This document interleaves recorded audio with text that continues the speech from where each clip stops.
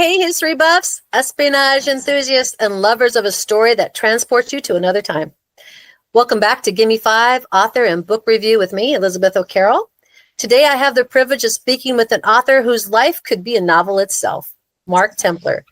With a background steeped in history, war, shifting tides of nations, Marc brings a level of authenticity to his writing that few can match. His latest book, The Unkonwn Warriors, is a gripping tale of espionage, sacrifice, and survival set against the backdrop of a world teetering on the edge of war. So a little bit about Marc. Marc Templer's life reads like a novel, one of adventure, loss, resilience, and unexpected connections across continents. From the sun-soaked streets of Los Angeles to the heart of post-Cold War Europe, his journey has been anything but ordinary. A historian by education and a storyteller by nature, he has lived through war zones, taught in grand old universities, and found love in the most unlikely places. His path has taken him through the jungles of Malaysia and the battlefields of Croatia, the halls of Communist University in Slovakia, where he spent years shaping minds before stepping into the world of diplomacy. Fluent in multiple languages, he navigates the complex histories of Eastern Europe with an insider's eye, bringing to life the intrigue, sacrifices whispered in the shape of the past and his writing. With The Unkonwn Warriors, Templer delivers a gripping tale of war, espionage, and survival. Drawing from the depths of history he knows so intimately, his life has been touched by both tragedy and triumph, and in his stories, the echoes of real lives lived in the shadows of history. They shine through. So now, a brief overview of this fascinating historical fiction novel. So forgive me, Marc, if I do pronounce some of these names wrong, but I'm going to give it my best shot. History is often told through the voices of victors. But what about those who fought in the shadows, whose sacrifices were written not in textbooks, but in blood and whispers of a world on the brink of destruction? Marc Templer's The Unkonwn Warriors plunges readers into a tense, electrified air of a pre-World War II Europe, where espionage, betrayal, and loyalty clash against the unstoppable tide of war. Inspired by true events, this gripping novel follows Adriana de Souza, the heir of a stolen fortune, who will stop at nothing to protect her homeland with Nika Molinar, a Hungarian intelligence agent with a mission steeped in vengeance. Their fates intertwine in a world power plays and shifting allegiances, where the cost of survival is measured in more than just coin. Today, we sit down with Marc Templer and uncover the inspiration, historical depths, and pulse-pounding moments behind The Unkonwn Warriors. I can't wait to dive into this conversation, so let's get started. I can't wait for Marc to do all the talking now. So, hey, Marc, how are you doing? I'm doing just fine. Thank you very much, and good evening to you. Where in the world are you? Well, I'm on a farm of a friend of mine in Jordan, of all things, about 10 miles from the Palestinian and from the Lebanese border. So, wow, technology is great to bring us from South Korea to Jordan. That's amazing. Yeah, it is. I'm so blessed. Yes, indeed. So let's talk about the origin of the title of your book. The title comes from a speech by the great Winston Churchill, who, after about 1 year into the war, took the airwaves, as he routinely did. And he said that this is not just a war. The war we're fighting against the Nazis. And of course, remember, at that point, England was fighting alone. It was the only nation opposing Hitler's Germany. They said it's not just a war of armies and navies, but it's a war of people, the people of Europe who are struggling under this oppression, who will not bend and who will resist, and that they are the unknown warriors, which will contribute ultimately to our victory. They will never be sung, their names will never be known, but they are as crucial and as important as the most modern fighter jet or best tank. And that was a very beautiful speech, and it touched, of course, thousands of lives, and of course it was true as well. So it comes from his speech, and his speech, that in particular, appears in the second book in the series, in which my characters are actually listening to him say this over the radio, And indeed, it does touch their lives because they are the Unkonwn Warriors. They are resisting the Nazis, but there is no glamour and there's no recognition to what they're doing, but it's real all the same. Yeah. Wow. That's amazing. What an inspirational title too, with the history behind that to come up with that title. That's cool. So do you have a copy of the book to flash across the screen to us? Yes, I do, as a matter of fact. Oh, awesome. There it is. And where is that location on the cover? Well, the cover is my own, actually. This is Prague. It's Charles Bridge. I recognize that. Yeah, now the Czech Republic, autumn, and of course, it's really quite a beautiful city, I must say. I spent many years there later, but that's where it is. It's from Prague. Yeah, I've been there a few times. I love it. Everything about the beer. Oh yes, All about beer. Absolutely, absolutely, Good stuff. Absolutely. Yeah, You had a special dedication in the book. Can you tell us a little bit about that?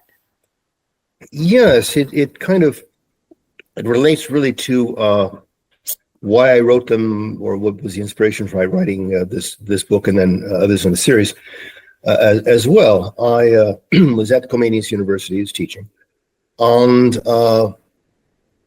through a variety of circumstances, I became involved with the very, very small Jewish Students Association there, and I had a very, very good friend who was part of this, who was head of the association.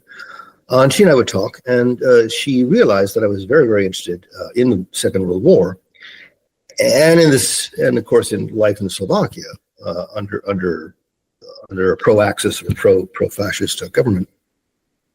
And she said, "I'd like to introduce you to my grandmother." And I said, "Well, sure, I'd be pleased. I'd be pleased to do so." And so she took me to her grandmother's, and it was extraordinary. Entering her grandmother's apartment was like walking back into time.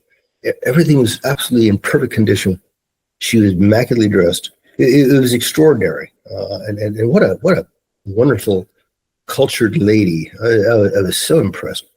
And she, my friend, I said, "Look, my grandmother has something for you to look at." I said, "Well, what is it?"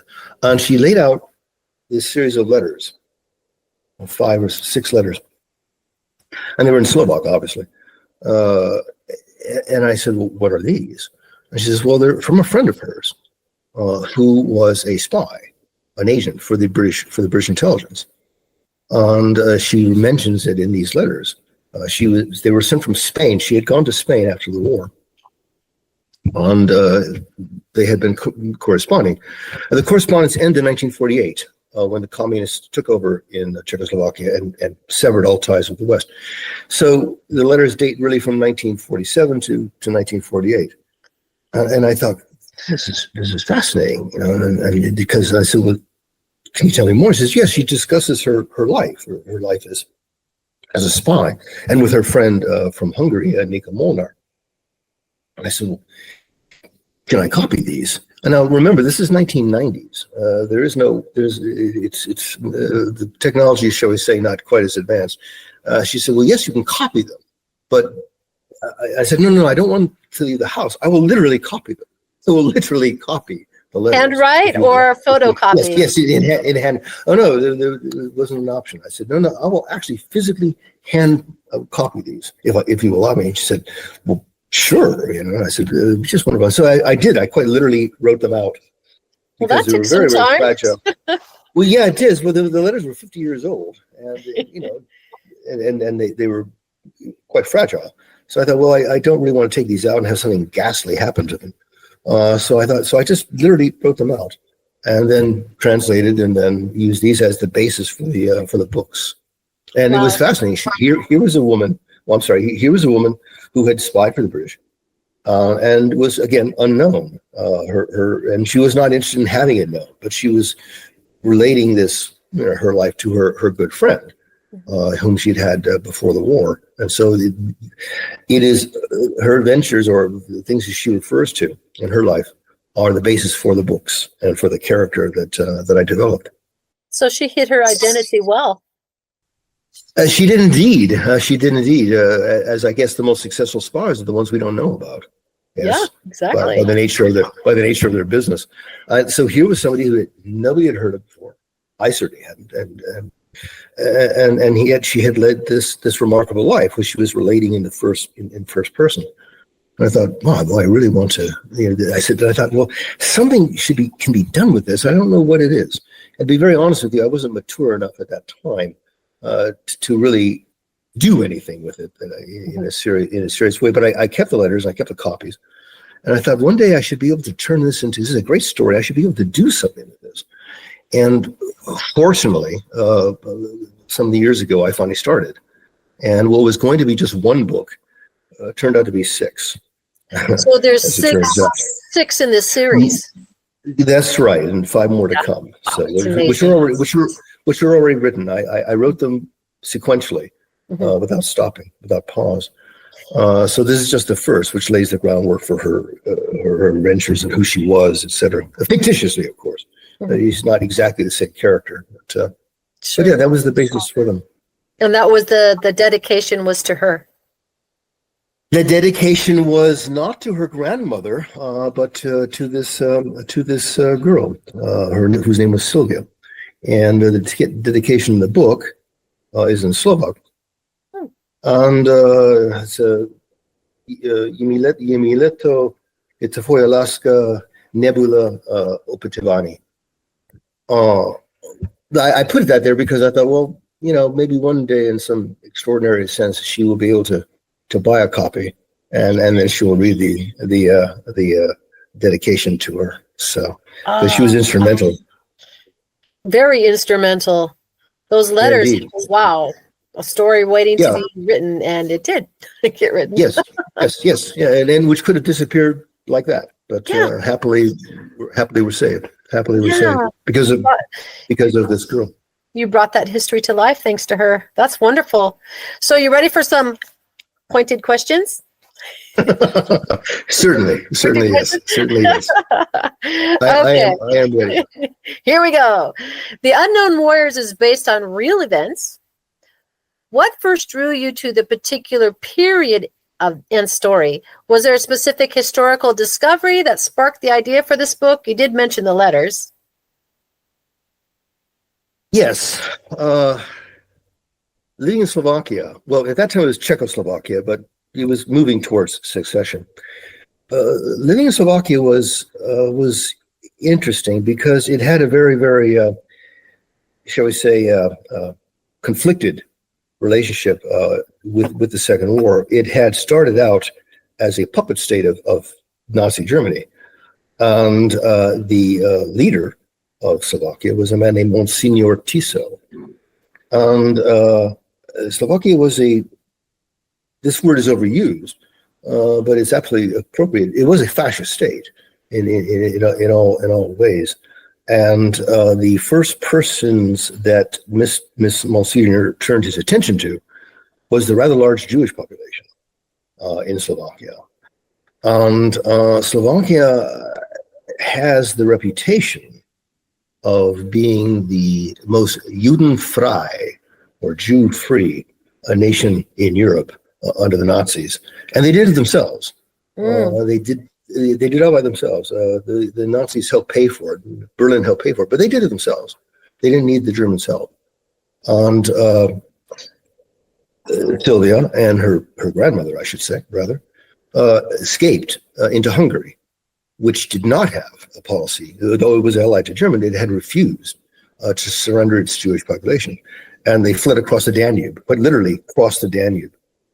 Amazing, to get to Hungary. Exactly. And so I've always been interested in the Second World War, as a non-participant, shall we say. But I was now dealing with people who had actually suffered through it and actually knew it. And I thought, well, this is something that, again, that needs to be, I think, pursued. And so that was really the spark.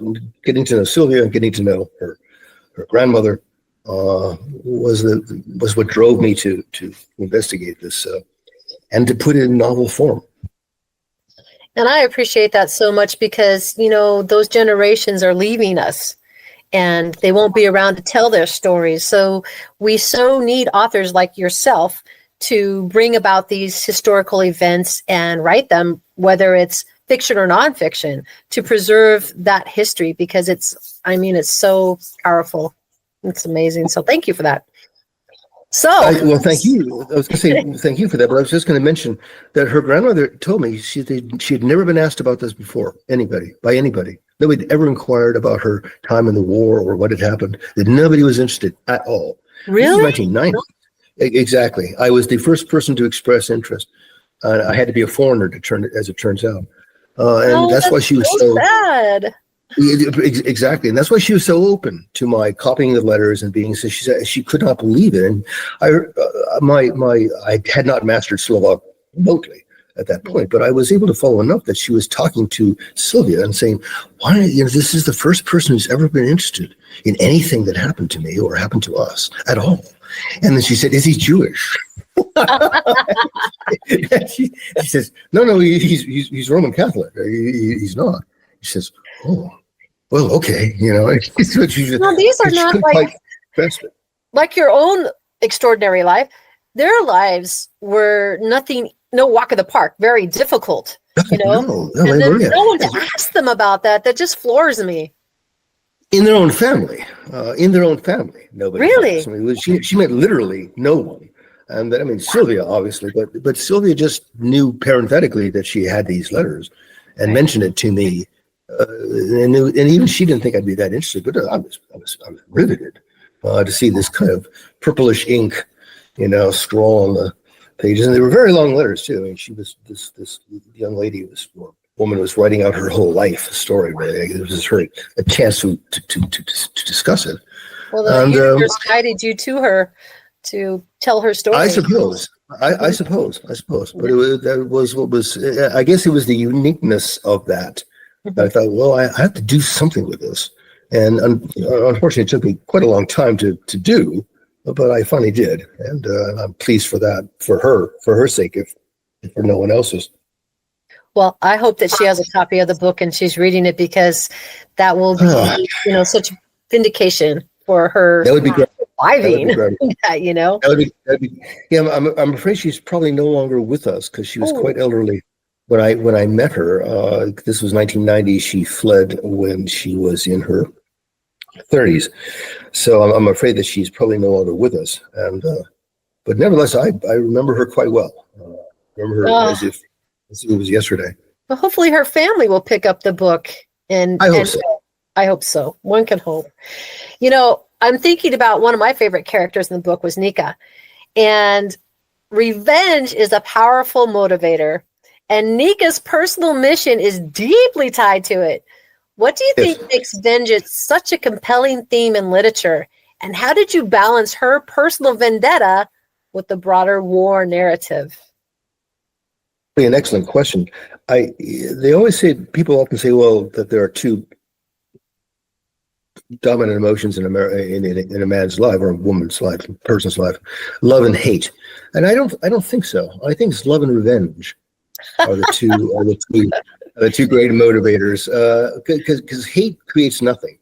It's an anti-force. Love certainly does, but so does revenge.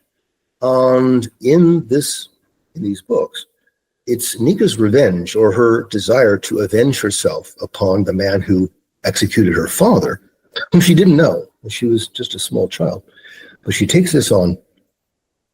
It was her desire for revenge and her finally realizing it that led her to meeting the other character. As she says, had I never embarked upon this, we would never have met. Never. It's only because I have become this person and I started working for Hungarian military intelligence, which actually existed. Hungary had what was called the special unit. And its job, its whole job, I don't know why I'm laughing, but it is kind of funny. Its sole job was to kill people, was to execute. Yeah, that's what it was. Who were in other parts of Europe, who had been part of the communist movement in Hungary, or were just generally irritants to the state. And that was her job. And she is brought on into this unit. I know, fascinating, isn't it? Yeah, she's quite a brave woman. Very brave. Yeah, and she's brought into it because the head of the unit, Victor, was a friend of her father's, and this is how she enters into this special unit, which was only very, very small, about 30 people, and that is how she is able to satisfy herself. But when she does, then there's a kind of emptiness. She's now achieved what she needed to do, and now what? Now what? But she has now met this other person whom she's fallen madly in love with. And so her focus now switches from revenge to this. And so in a way, she's been kind of saved from herself. And so now love becomes the motivating factor in her life. But I think it's love and revenge. I really do. Love and hate is too simple. And again, hate creates nothing. Whereas revenge did flavor to it. Yeah, whereas revenge actually did create something. In this case, it led to this relation, this love match that she has with this person. And then she has that personal growth that she goes through while she's pursuing revenge.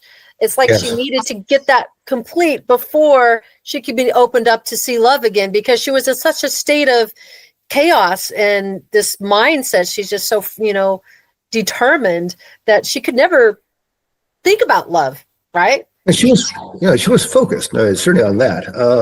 The problem is that, or no, I shouldn't say problem, is that her father was killed when she was very, very young. She was only maybe 4 years old, and she didn't really know him. So she kind of created a fantasy life of what it was like to have him as her father, and how they would go to these cafes and how they would go to church. But of course, it's all fictive. She had no relationship with him whatsoever. Mm-hmm. But by creating these, it kind of gave her a past that she didn't really have. And she eventually admits this to her lawyer. She says, that I didn't really know my father at all, and the stories I told you are not really true. Mm-hmm. She said, but you had such a good relationship with yours and such a full life that I felt compelled to do it. I wanted your life, basically, which I didn't have, and so her motivation, as I said, purely revenge directed. Once it's satisfied, she's lucky enough to find another reason to live. Yes, absolutely. I love that. So tell us now, you've woven a complex tapestry of war, intrigue, and betrayal. Were there any scenes or characters that particularly challenged you as a writer? There's two, if I may say two. Yeah. Sure. There were two. One is any discussion of the Holocaust is challenging for reasons which I don't even think I have to explain. It's horrific. Yes, it's obviously. Yeah, and the problem, in a way, is to put it in the context of 1930, 1940, which is that they simply don't know what we know now, or rather, those who are not architects of it do not know what we know now. So one has to be careful in not being, shall we say, too clever or have too much knowledge.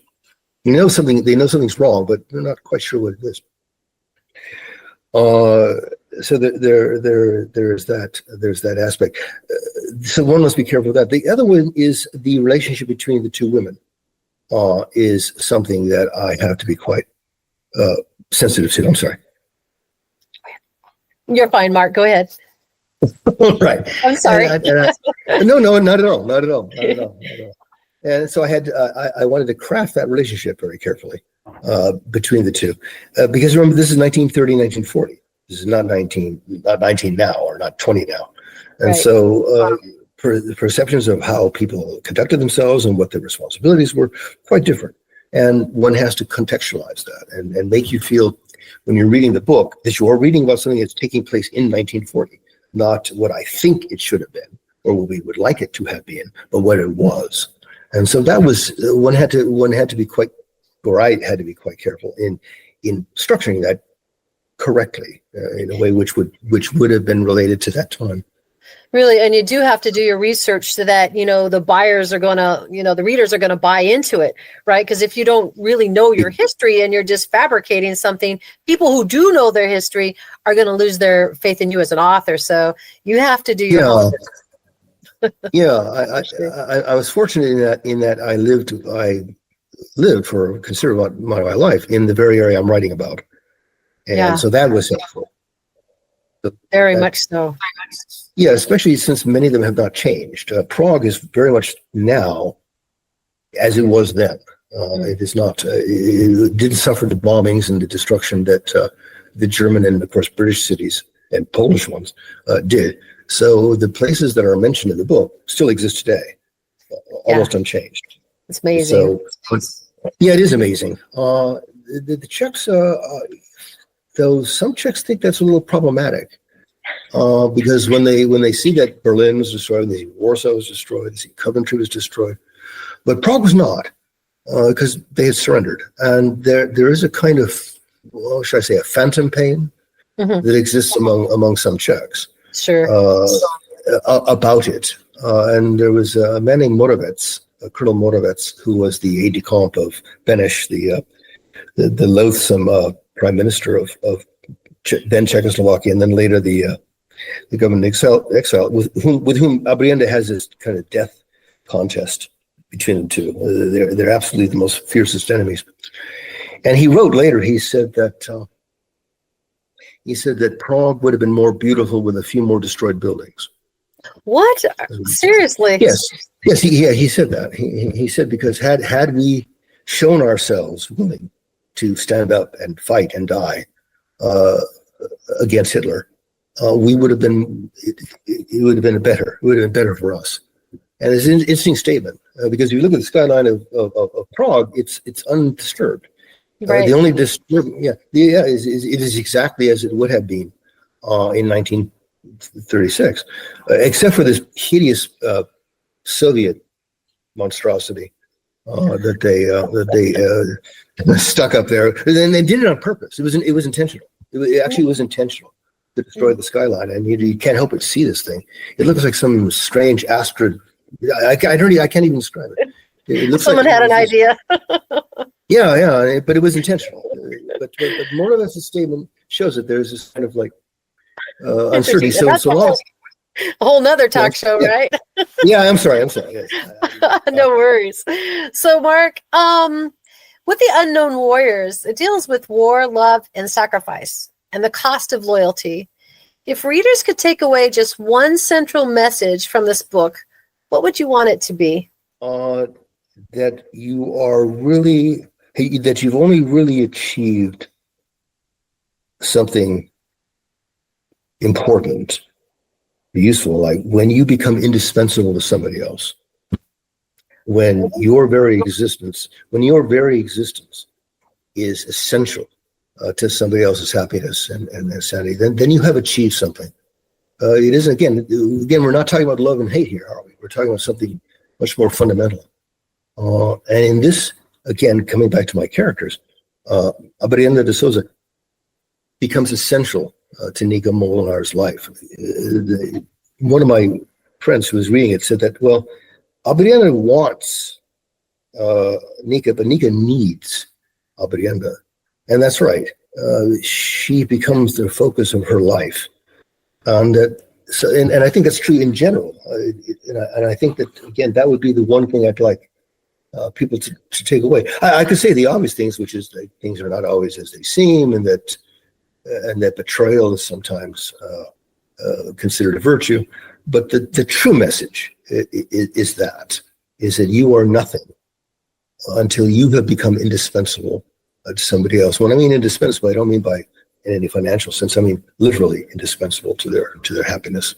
Wow, I've never thought about that. I'm going to have to contemplate that one, go into meditation on that one for sure. Very interesting twist on that. Wow, thank you. That's one thing I love about this book is it constantly had me thinking and going back and forth between the historical time period in my own present day and how some things are the same and how things have really changed. It's well, you've read the book. We read the book and the scene in the Wallenstein Gardens when Aubrey is thinking about her, and they've been parted for months, and she's thinking, "Oh, what does it all mean?" Does she remember? And then she appears. She just kind of appears out of nowhere, and it's like, wow, Yeah, that was a very pivotal scene. Yes. Yeah, and again, the Wallenstein Gardens, which I depict, are extant. They are exactly as they were in 1940. So if you go there today, you will see the same statue, you will see the same benches. Everything is exactly the same as it was then, which made writing it actually quite easy, at least for the first book, in as much as there it was Slavia's Cafe, where they first meet. It's there and has not been changed. And the opera house is still right across from it, and you can still see the Moldau. You can still see the river from the windows. I remember that. It was fascinating when I was there. I'll definitely go back to Prague for sure. Yeah, please. Yeah, it's lovely. It's lovely. Yeah. Hey, so you have 6 volumes of this, The Unkonwn Warriors. If it was adapted into a film, what would be the most crucial scene that absolutely needs to make it to the screen? It has to be the scene when Nika confesses her love for everybody. It has to be, because from that everything starts. Everything's leading up to it, and everything commences from there on. Because it is so fundamentally important, and you know this. You obviously remember the scene because it doesn't go well. No, it doesn't. It doesn't go well at all, and you can see why. Again, this is 1930s. This is not 2030s, and it doesn't go well. And her admission is shall we say, more problematic than it would be today, to put it politely. And the initial reaction is, again, not a good one. Eventually, of course, it sorts out, but only because, in a kind of a dramatic, dramatic way. That was a tough scene to write, by the way. I was going to say, usually the best scenes are the most memorable are the ones that are the hardest to write. Yeah, I wrote that over and over again. But I've been on the trains. I've been to the train to Hradec. I actually, again, know the compartments. And I know that you can buy 6, which she does. She buys all of the places in the compartment so that they'll be totally alone. Yes. So she sets it up. She set it up, but I don't, but it seems like she wasn't ready for what happened as a result. Her delivery didn't go as well as she had planned. It became just a bit more explosive than she. But she takes a leap of faith, and that's the other issue. She takes a leap of faith in this, and it comes from a saying which was actually a Jewish one, a Jewish proverb, at least in Slovakia. Which is that you should never turn away love from somebody, because you never know if you'll ever be offered it again. So true, right? Take that risk. It could very well be worth it, for sure. And it could be the last time. There'll be somebody else, and there'll always be somebody else. Maybe not. And she, of course, Labrida Souza, as you know, has Jewish antecedents. Maybe 300 years earlier, but they are, because they originally came from Spain, hence the name, living in Czechoslovakia. But she basically works on that premise, and she says, "Well, I'm going to do this, even though I don't even necessarily believe it, but I'm going to take a leap of faith, And then it turns out, of course, well for her. A leap of faith it was. That was such an incredible scene. Amazing. I stayed glued to the pages until I got through that scene. I couldn't put it down. Thank you so much. So imagine you're walking through a bookstore and The Unkonwn Warriors is next to another book that's perfectly complements it. What book do you think that would be? Fiction or nonfiction? What do you think? Maybe nonfiction? If it's going to be nonfiction, it would be a book by a man named John Lukács, Hungarian, called The Last European War. And this was a seminal work in the I believe it was 1980s, in which he argued that World War II was a European war. and the last one, and that it has to be viewed in this context and this frame. He was, of course, a Central European, so he had a Central European viewpoint. That book, because it doesn't treat it as a world war, it treats it as a European war, which became a world war, but the last European war. But if it was to be fiction, it would have to be Flaubert, Salammbô, anything by Flaubert, but Salammbô in particular, because of course Flaubert is prominent in the novel, as you know. They're constantly quoting. She's quoting Flaubert, Gabrienda, from Madame Bovary. So yeah, Lukács's book, which I think is probably not in print any longer, unfortunately. I have a copy, but anything by Flaubert, but preferably Salammbô or Madame Bovary. That would be the most complimentary. I'll have to check out those complimentary books. Very interesting. So what's the misconception about pre-World War II Europe that you hope readers will reconsider after reading your book? Good question. The war was not between, the choices rather, was not between Nazism, between the Nazis and between the Nazis and democracy. It was between the Nazis, and I would lump fascism in that as well, just to make it easier. It was not a choice between the fascistic countries and democracy. It was between fascism and communism. Democracy had absolutely no credibility in Europe at this time. None. Zero. It had utterly failed. In fact, of course, Europe didn't have a democracy. It had constitutional monarchies. Germany, certainly Russia was becoming a constitutional monarchy, but Germany and others were monarchies with constitutions, which of course the monarch could then ignore. France had a republic, but it was in total chaos, always in chaos. It was a very chaotic time because they couldn't resolve having a republic and having a democracy, and basically it was a democracy in effect. Right. But it had failed. The constitutional monarchies had failed. Monarchies had failed. So the choice it was between communism and fascism. That was how people saw it. Democracy was not an option because they had no experience of it. The only two successful democracies, remember at that time, are Great Britain and of course the United States. Although the United States is really a republic. It's a constitutional republic. Those are the only two countries, but Europe itself had no experience of it at all. And those which were claimed to be democracies were not. They discriminated against minorities. In the case of Czechoslovakia, it was a democracy, but it denied rights to German Czechs, for example, and to Slovaks. It was a democracy in the classic sense that, like the same way that a lynching is a democracy. There are those who wish to lynch the one person, and their voice is all that matters. So they had no experience of it. So if you were not going to embrace communism, your only option was fascism, or unfortunately, in the case of the Germans, Nazism. That was it. And Spain's Franco is a perfect example of this as well. They had the Republic, which was, a crypto socialist state, and they had Franco. That was it. There was no third option. There was no trinity. It was just one or the other. Wow, and that really does clear up a lot of misconceptions, I think, if anybody knows the pre-World War II. So that's an interesting insight that you have on there too. So thank you, Mark, for that. So they had all. I'm sorry, just to finish it. I'm sorry, sure, I don't want to go over time, but they have all. But remember, they all failed. The monarchies all failed.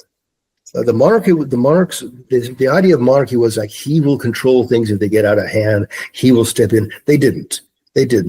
Franz Josef, Nicholas, the Kaiser. By the way, if I may diverge, in the second, and especially the third book, of course, I begin to deal with the developing Holocaust.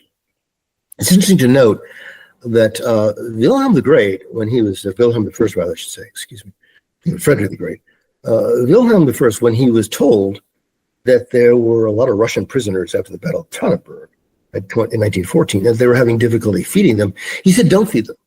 Don't feed them. Let them starve." Let them start. Let them die. Seriously. Yeah, seriously. This is one of the things that is often not mentioned. But yeah, he said, just let him die. What's the point? And his general said, well, we can't do that. It's against our code of military honor. We really can't do it. But he said, oh, okay, very well. But I guess what I mean is that now what's the point of that is that it shows the mindset, when specifically talking about Germany, the mindset was already there. All these things they weren't created, they became from something that had already come before. So monarchs had already failed utterly in stopping anything, because any one of the monarchs, Franz Josef or Nicholas or Wilhelm, could have stopped the war by simply saying, I'm not going to war. It's an insane and ridiculous reason to go, and I'm not going to do it, and it would not have followed. France, of course, a republic, failed, went into the war. England, of course. So monarchies were discredited. Their republics, democracy was non-existent and discredited. What else was there? Communism, the new world, and those who didn't want to embrace it, what could they do? Vote. It was pointless. It was considered weak. It was a weak option. It's a whole Pandora's box, isn't it? It is indeed. Wow, and on a lighter note, thank you for that, Mark. If the readers oh no, it's fascinating. These are things that I don't think a lot of us know about. So thank you for that. Well, this is the context in which these people dwell and the decisions they have to make, which are really very limited ones. There are not many options to choose. If you have renounced one, you must embrace the other. It really is a dichotomy. It's all or nothing extremist kind of thing. All or nothing. This or that. Yeah, there is no third rail. There is no third option, rather. A third way out. There isn't.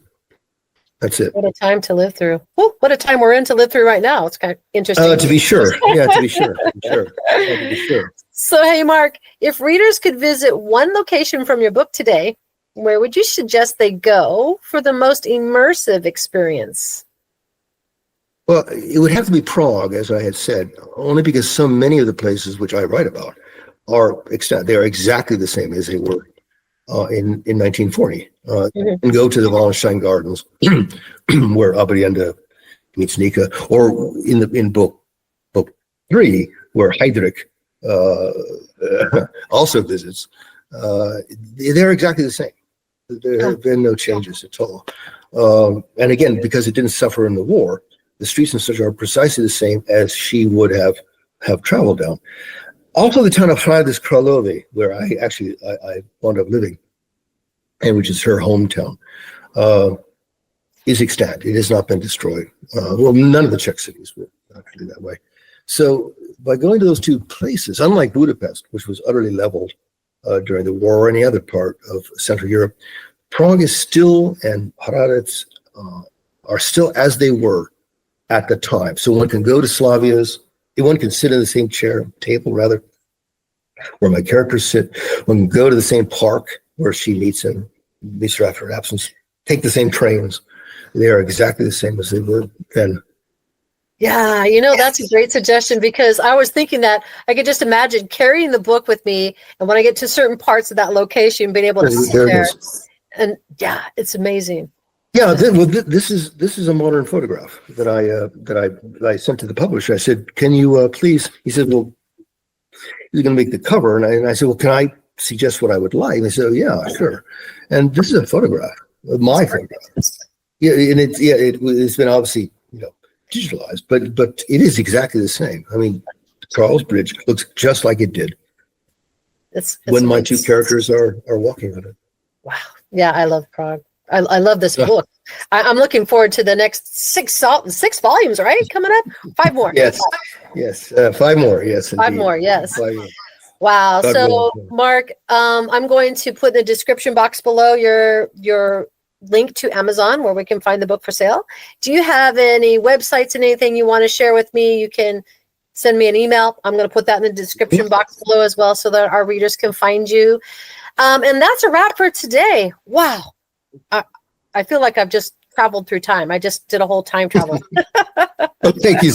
It was absolutely my pleasure. It was my pleasure. Amazing. And I'm sorry if I went overboard on some things, but I've become quite immersed in the subject. So, Oh no, please. It adds to the book that I read. Now I can get an insight from you, from the author, and that's the purpose of these interviews, is to really give people insight from the author of what inspired them to write it and what inspiration it was. Those letters is amazing. So a huge thank you to Marc Templer for joining us and sharing his incredible journey and insights into the Unkonwn Warriors. If you haven't picked up a copy yet, what are you waiting for? Dive into this thought-provoking story and experience the magic for yourself. To my amazing viewers, thank you for watching and supporting this channel where we celebrate authors and their craft. Don't forget to like, comment, and subscribe for more interviews, reviews, and behind-the-scenes stories from real world of books. Got questions for Marc? Or you want to share your thoughts on the Unkonwn Warriors? Drop them in the comments below. We'd love to hear from you. Until next time, keep reading, stay curious, and remember, every book has the power to change the world, one page at a time. See you soon. Bye, Marc. Thank you so much. Bye. Thank you. Thank you again. Thank you very much.